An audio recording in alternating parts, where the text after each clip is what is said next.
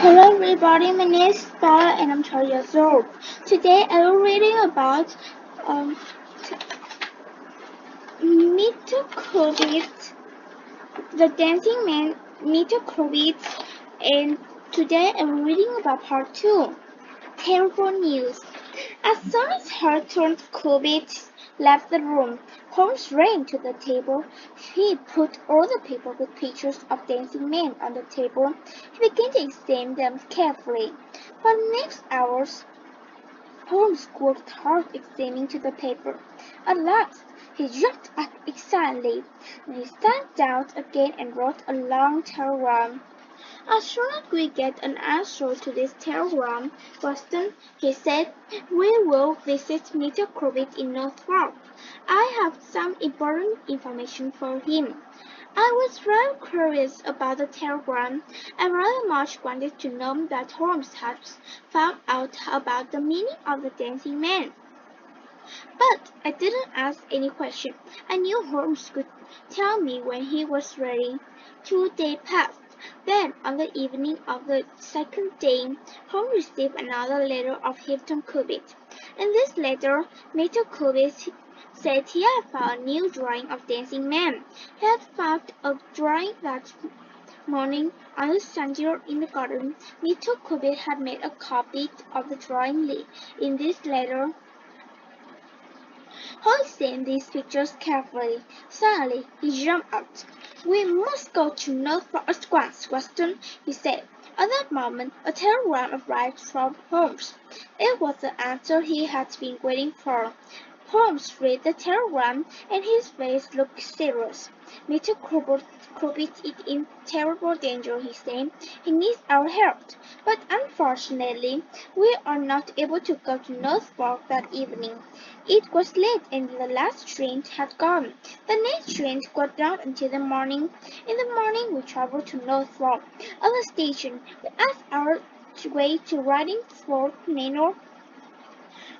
"Are you the detectives from London?" The station master asked. "Why do you think we are detectives from London?" asked Holmes in surprise.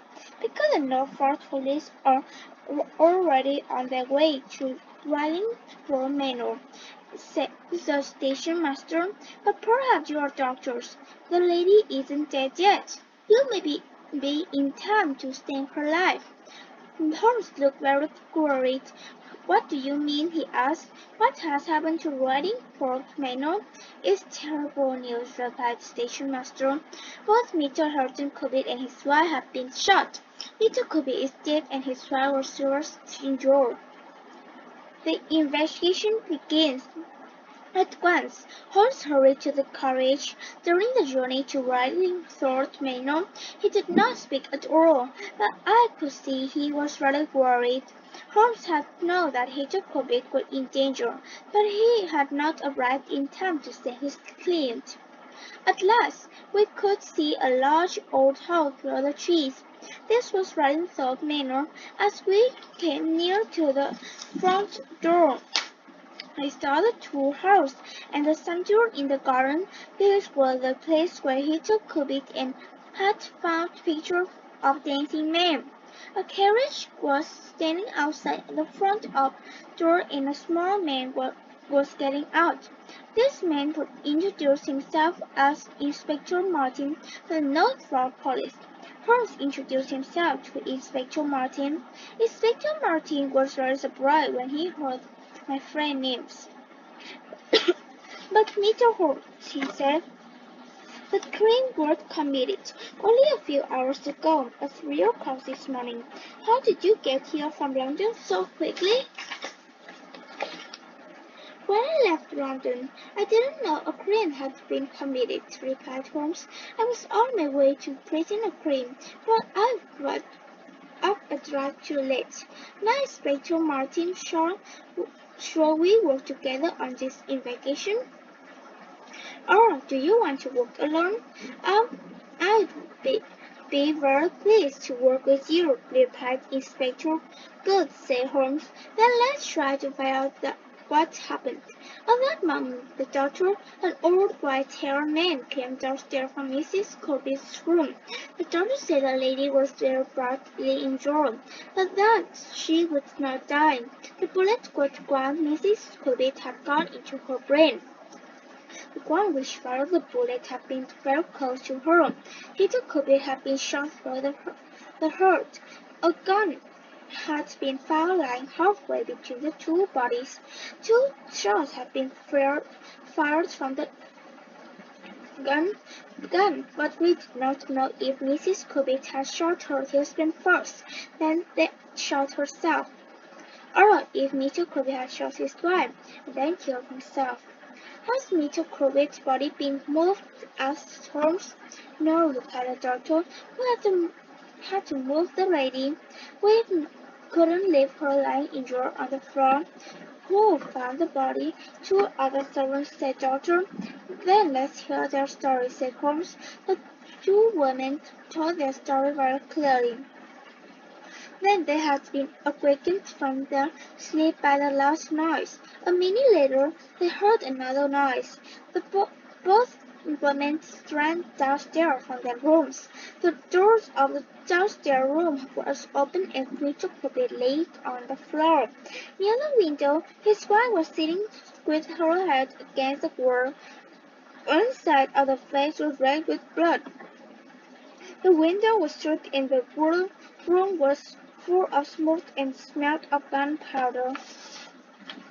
Immediately, the two servants sent for the doctor. When he arrived, they carried Mrs. Corbett upstairs. The servant did not understand why the crime had been committed. Mr. and Mrs. Corbett were being in love with each other and had never quarreled. Tell me, said Holmes, when did you first notice the smell of gunpowder? When we ran out our room upstairs, replied the woman. Good, said Holmes. Now let's examine the room downstairs. Holmes sent a note. The room was small, with a window looking out onto the garden. Mr. Corbet's body lay on the floor. We can take away the body now, said Holmes. Then he turned to the doctor. Have you found the bullet which injured Mrs. Corbett? He asked. No, replied the doctor. The bullet is still somewhere in her brain. We will have to operate to remove the bullet. We know that two bullets are fired from guns, said Inspector Martin, and we know that each bullet went. One bullet killed Mr. Corbett and one other injured his wife. You say home, but what about the third bullet, the bullet which passed through the window frame? He turned suddenly the part on the hole in the bottom of the window frame. They saw the exact shape and size of a bullet. Wonderful, cried Inspector Martin. The three shots were fired, not true. The third person was in the room. But Mr. Holmes, how did you know a bullet had passed through the window frame? Well, said Holmes, you remember that the two servants smelled gunpowder as soon as they left their rooms? Yes, said the Inspector, but I still don't understand.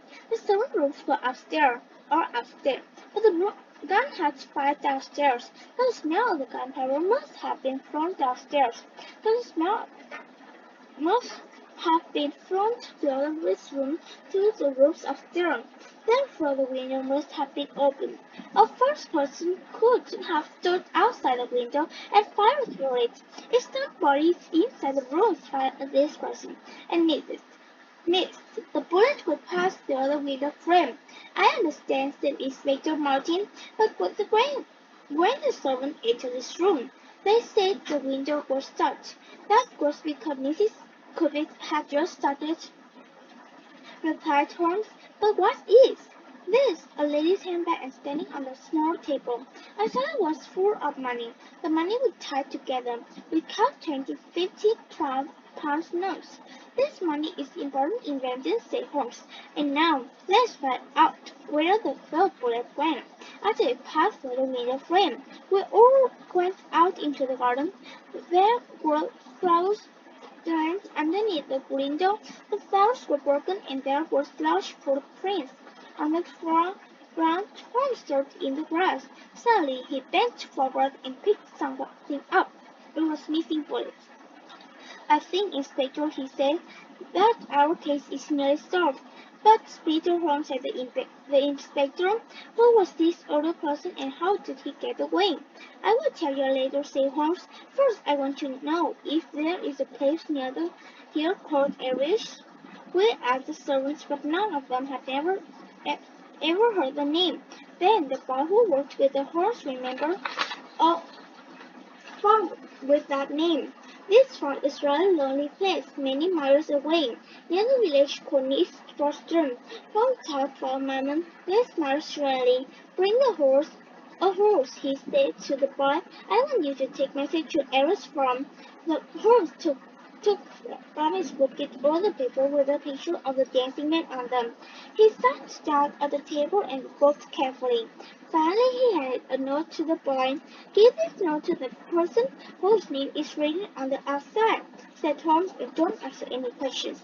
I looked at the outside of the note. It was addressed in large writing too. "Mr. Abby Flannery, Ambridge from East Roston, Norfolk." Then Holmes turned to Inspector Martin. "I think you should get more policemen," he said. "We will have to catch a dangerous criminal." Goodbye. Thank you for listening to me. And let us